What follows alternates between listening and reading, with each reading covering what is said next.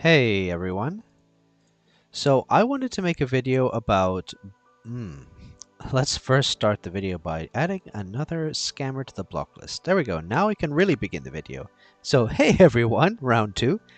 Hey everyone, I wanted to make a video about how to level your skills properly.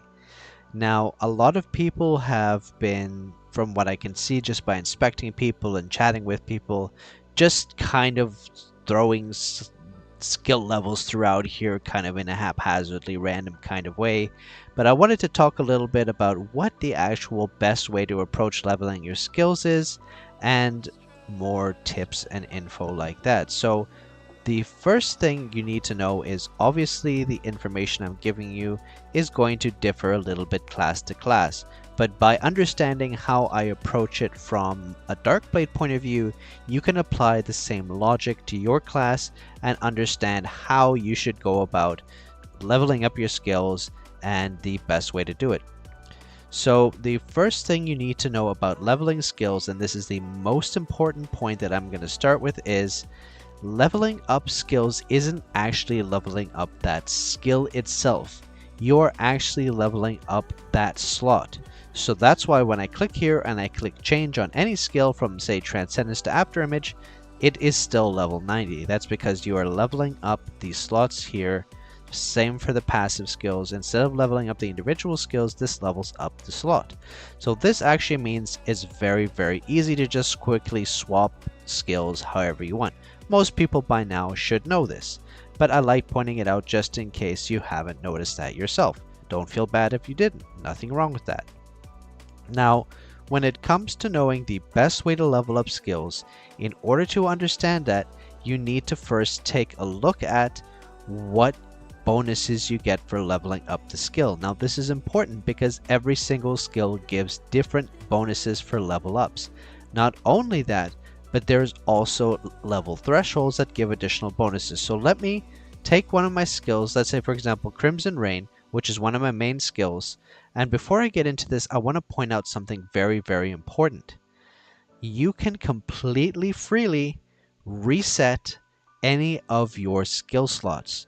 Any single slot, your core skill, your tactical skills, your passive skills, you just click on the skill, hit the bottom left, and 100% of the gold and star XP that you've spent leveling up that slot will be refunded.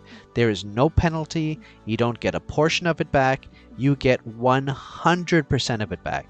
So this is very clutch, and I actually fully recommend when you reach certain level thresholds that you can actually fully reset all your skills and then re-level them up so that you take advantage of the bonuses, which I will show shortly.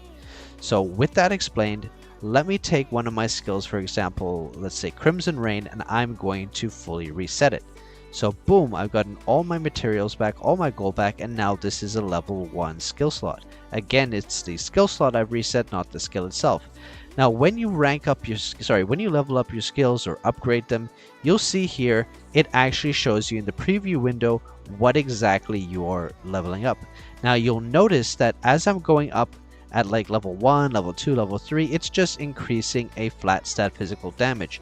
But once you reach a milestone level, for example the 5th level, you'll see that it additionally adds a skill damage multiplier. This is very important to keep in mind. Here again, so every 5th level you get an additional effect on top of the flat stat effect. This is extremely important to keep in mind because very often if you're saying, well gee, how do let's say I have enough to get everything here to level 44. I actually wouldn't recommend that. I would instead get as many as you can to level 45, and then the last one can be level 37 for the time being until you can get it to 40. So that is the better way to approach this, because you want to always make sure that when you're leveling your skills, you're trying to get to those skill damage multiplier thresholds first. So that's what I've gone and done here. So let me get this back to 95. Now the second thing to keep in mind is that you have this promotion here. So when your skill reaches certain levels, you get an additional effect, and some of these are literally game changing.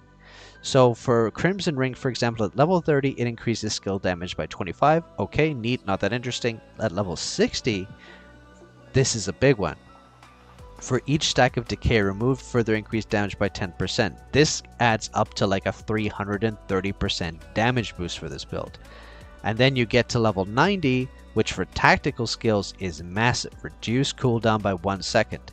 So now that you understand how this works, you can actually go through and make a priority list for your class on which skills or skill slots you should prioritize getting to those thresholds first. So for me, for example, as a Dark Blade, majority of my damage comes from Crimson Ring. Therefore, you can see I have this at 95, even while the rest is at 90, and I even have a level 83 and a level 60 skill. Now you may think, well, oh, isn't it better to take that down a bit and maybe make this a 70 and this is like an 85 or something? The simple answer is no.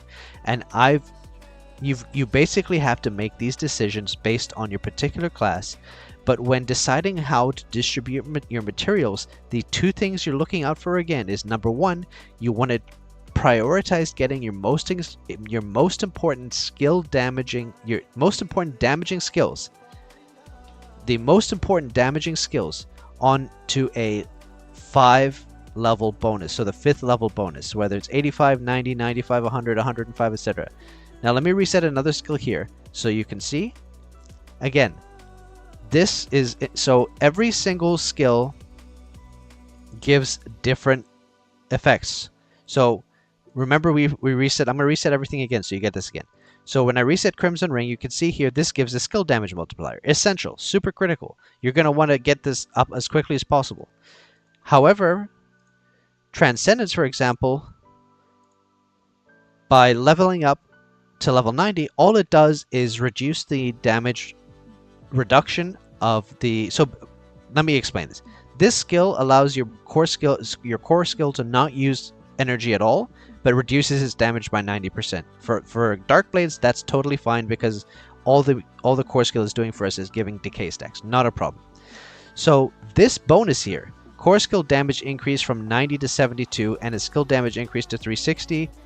As far as the build goes, not that like holy moly exciting. It's just okay. It's pretty good, but it's not like as even remotely on the same planet as getting the skill damage percent up as Crimson Ring. So when making a priority, normally you'd say, okay, well, I can level up some other skills first to get to those 5 level thresholds before getting Transcendence up. So that's the logic you're approaching. You're approaching to get those 5 level thresholds, and again, to look at the promotion details and see which ones you're getting first. It's the same when I was leveling up these skills here. You can see I have these 3 at 90 already, and these 2 are not even close. So like when I look here, I'll show you why. The level 90 here is when applying the decay effect, there's a 10% chance to apply an additional stack. That's huge. I'm applying decay all the time. This really guarantees I'm going to have 33 decay stacks between every single Crimson Rings cast, which is how this class deals damage. Essential. So get this to level 90 ASAP. Same here. What's level 90? Reduce the number of core skill casts to trigger this effect from 5 to 4. Holy cow. Amazing. Sorry, is it from 6 to 5? I just wanted to check. I meant from 6 to 5. The result is the same. So anyway, amazing. I prioritize getting this to 90 right away. But when you click on this one, for example, increase the crit rate of tactical skill by 2% for the duration. Completely and utterly useless for me, because we have a talent that makes this crit 100% of the time. So the level 90 is meaningless to me. This literally doesn't matter at all. That's why I've left this at 60 while I'm power level everything else to 90. Because this threshold is so unimportant that even the main ability here is less important than the threshold abilities of the rest of the skills. You see what I'm saying? Because yes, if I were to reset, let me reset this one for example. I said, okay, if I rank this up, I'm going to get tactical skill damage increase by like 0.3%. So it adds up. It's like an extra 2%. But this is still not enough. It's still not enough to justify leveling this up to 90 before any of these other skills. I think you should probably by now be starting to understand the process involved in how you prioritize leveling up your skills. and you should use that for your own build. Like I said, this is just how I'm doing it for Darkblade, but you should understand the logic behind how I'm going about choosing what skills to level, why I'm going about choosing the skills that I've leveled up first, etc. This is the approach that you take when leveling skills, and it applies to all of the classes. You just decide, you look at the promotion effects, you look at the upgrade effects every 5 levels, and you try to keep to those thresholds for your most important skills, even if you sacrifice 1 or 2 of your less important skills at a lower level in order to get your most important skills to the thresholds you need. The most important one as well, before I end the video, I want to mention is level 90. Once you unlock level 90, I believe it was like one of the recent level caps, I think 27 or 25 of the first class change. This is the most important tactical slot upgrade, because at level 90 they all have the same, which is reduced cooldown by 1. So the second you notice that you can take your skills to 90, reset everything, put your 3 tactical skills to level 90, and then distribute the rest of your experience evenly, as we just discussed, not evenly, but as we discussed, according to the skills that you want to prioritize those thresholds the most. This is extremely important because that 1 second reduction on all 3 of your tactical skills adds up very, very quickly. Trust me, that's increased my damage stability by a lot, especially on Darkblade, where 90% or like 60% of the damage comes from your tactical skills usage.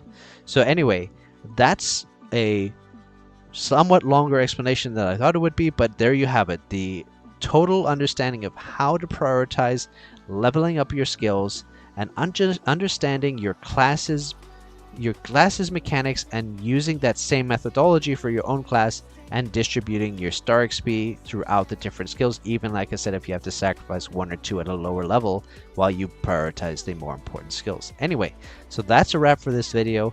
I hope you found this useful and it's able to help you, prioritize and min-max your skill leveling along the way. Again, just a reminder, the most important thing here, you can reset any skills. There's no wrong moves. If you make a mistake, you can just reset everything and get back to an optimal build. So that's a wrap. Thanks for watching, everyone. I hope you found this video helpful. Subscribe to the channel if you haven't already. Hit that like button and hit that notification bell so you know when the next video is going to come. And join the Discord if you haven't already. We look forward to seeing you there. Thanks for watching, everyone, and I'll see you in the next video.